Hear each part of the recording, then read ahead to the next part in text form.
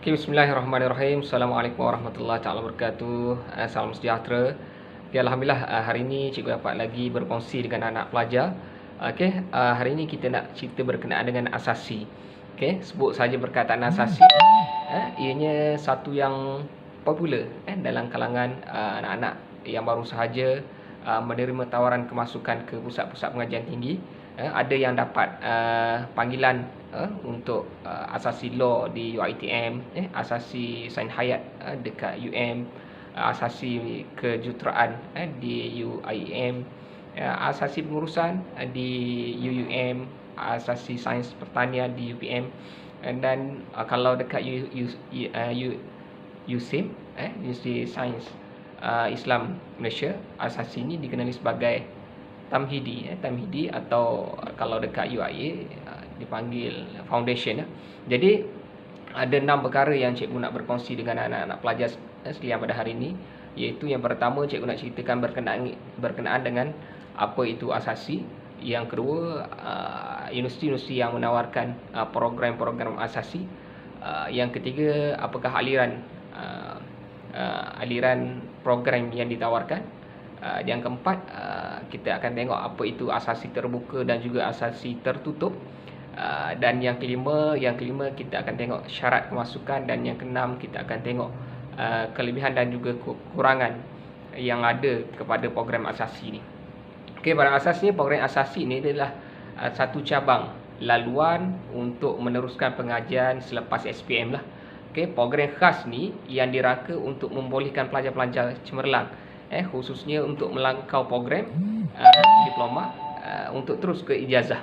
Okey, biasanya calon-calon lepas SPM akan melangkau ke peringkat ijazah ni dalam satu tempoh yang singkat, mungkin antara 1 hingga 2 tahun untuk program persediaan lah. Okey, jadi kalau kita tengok sukatan pelajaran, okey, program asasi ni lebih khusus kepada program pengajian di peringkat ijazah yang dijuruskan untuk program asasi tersebut. Contohnya asasi law. Okey, asasi law mana untuk ijazahnya adalah untuk degree law lah. Okey, asasi kejuruteraan akan difokuskan kepada degree kejuruteraan. Okey, dan sebagainya lah. Okey, jadi sukatan pelajaran asasi ini disusun memang untuk jurus kepada bidang pengajian di peringkat ijazah di universiti berkenaan dah. Okey, kalau asasi macam saya bagi tahu tadi, kalau dekat UIA dikenali sebagai Foundation UIA atau Tamhidi di USIM. Okay? Ini mana program pengajian pra-universiti lah yang dikendalikan oleh universiti di bawah Kementerian Pengajian Tinggi lah.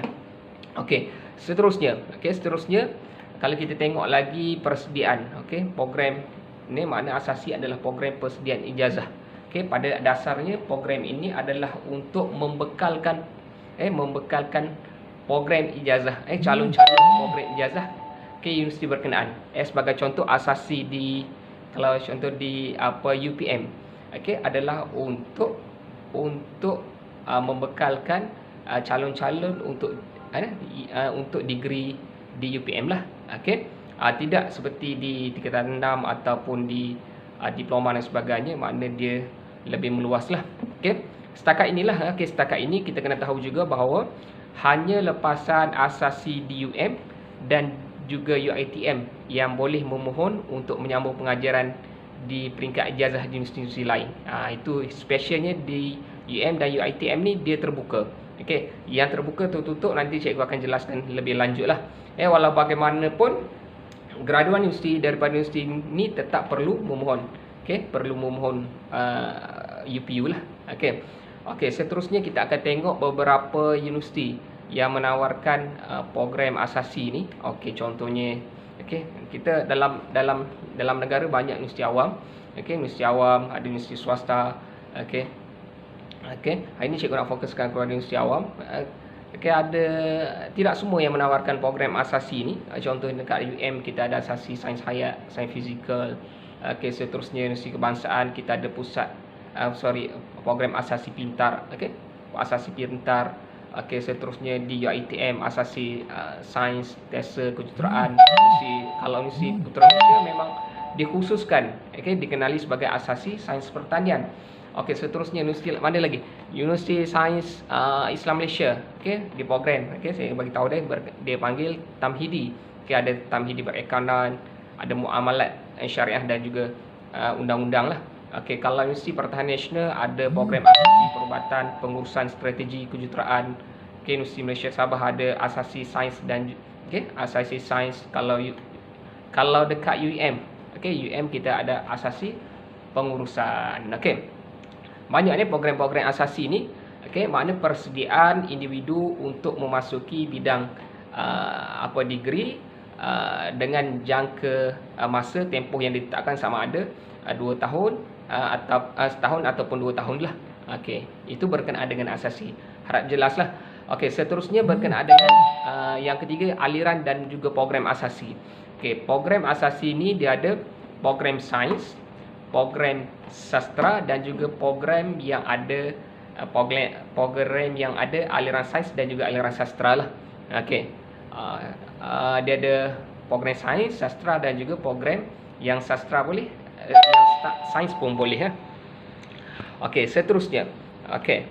Kalau kita tengok terkini, kalau cikgu tengok di laman web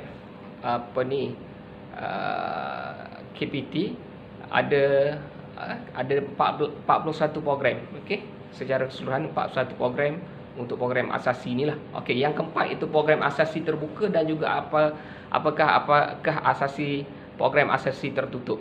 Okey, program asasi terbuka ni adalah asasi yang disediakan oleh universiti berkenaan untuk lepasan asasi itu boleh diterima dan juga layak untuk ke institusi lain.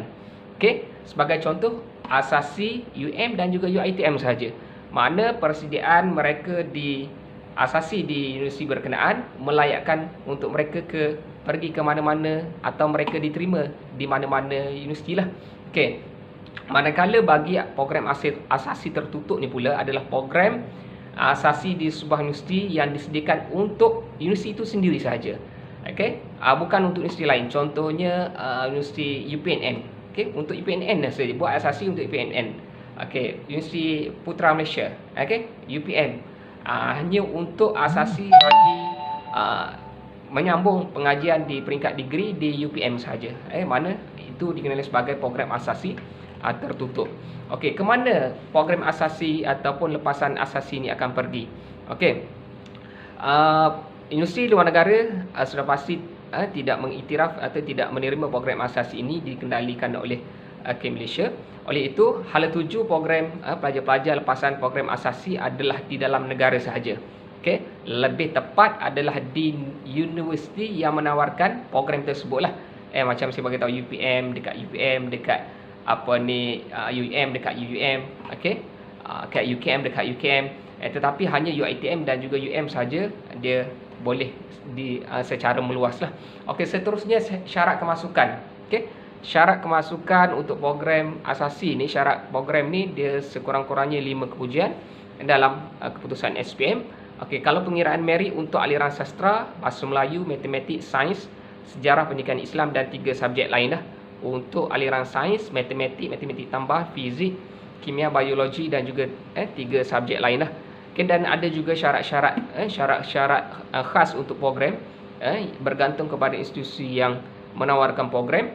Untuk memohon perlu menggunakan CGSPM. Okey, mungkin kalau dekat universiti swasta boleh menggunakan di peringkat O level, IGCSE dan sebagainya. Okey.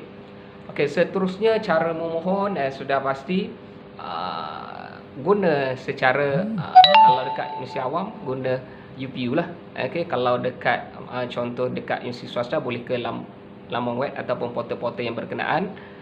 Okey. Kalau kita tengok pula yang terakhir, iaitu kelebihan dan juga kekurangan yang boleh kita lihat dalam program asasi ini. Okey, kelebihannya sudah pasti anak-anak ini telah didedahkan dengan suasana belajar di universiti. Walaupun sebenarnya di peringkat ijazah mereka perlu memohon untuk kemasukan secara automatik. Okey, dan mereka perlu mohon dan tidak kemasukan secara automatik lah. Namun mereka boleh ke peringkat ijazah. Peringkat ijazah sekiranya memperoleh keputusan yang cemerlang okey, ditawarkan pengajian ke peringkat ijazah di universiti masing-masing tanpa permohonan UPU. Itu kelebihan dia. Dan juga yang seterusnya mungkin jimat dari segi menjimatkan masa, okey, ada setahun, ada 2 tahun berbanding mungkin buat diploma, mungkin di tingkatan 6 dan sebagainya. Okey. Memerlukan tempoh yang singkat lah. Okey, itu dari segi kelebihan lah. Okey. Dari segi kekurangan program asasi, kita juga perlu lihat, iaitu program ini sekiranya pelajar asasi gagal, okey, mereka tidak mempunyai apa-apa CJ kecuali CJ SPM lah. Okey, pelajar yang gagal terpaksa menggunakan CJ SPM lama untuk terus memohon program CJ ataupun diploma di institusi pengajian yang lain lah. Okey, sekiranya lulus program ini, okey, seterusnya sekiranya lulus program asasi tetapi tidak mahu menyambung pengajian, CJ asasi tidak boleh digunakan untuk permohonan kerja. Walaupun lulus tetapi tak nak sambung, dia tak boleh. Dia perlu meneruskan pengajian kerana CJ itu tidak diiktiraf untuk permohonan pekerjaan dan sebagainya lah. Okey. Seterusnya pelajar asasi, pelajar asasi lain, selain daripada UiTM dan juga UM, sukar untuk menyambung pengajian di institusi lain lah. Di institusi lain. Kalau dekat UiTM dan UM mungkin dia boleh ke institusi lain, tetapi dia hanya terhad kalau di institusi lain terhad kepada institusi tersebut sahajalah. Dan juga syarat kemasukan lebih susah berbanding dengan kemasukan program diploma. Ya, betul, kerana program asasi ini disediakan adalah untuk persediaan kepada pelajar-pelajar yang mempunyai keputusan yang cemerlang, dan juga syarat kemasukan juga agak sukar berbanding dengan program diploma dan CJ dan sebagainya lah. Seterusnya bagi cikgu, sedikit simpulan yang cikgu dapat nyatakan dekat sini. Bagi mereka yang ingin mengikuti program asasi ini, mereka perlu mengetahui terlebih dahulu apakah laluan-laluan yang harus mereka pergi sekiranya mengambil bidang tersebut. Sangat berisiko bagi mereka yang tidak mengetahui laluan ini. Jika mereka tidak tahu sasaran yang mereka inginkan, akan memberi kesukaran kepada mereka. Akan memberi kesukaran mereka, dan sekiranya gagal, juga memberi satu risiko kepada mereka lah. Jadi maklumat-maklumat ini cikgu dapatkan daripada UPU online, daripada My Diploma After School, dan juga daripada KPT, nama web KPT sendiri. InsyaAllah ada ruang dan waktu, cikgu akan berkongsi lagi berkenaan dengan isu-isu berkenaan dengan kerjaya dan juga maklumat-maklumat berkenaan dengan pengajian. Itu saja daripada cikgu. Assalamualaikum warahmatullahi taala wabarakatuh.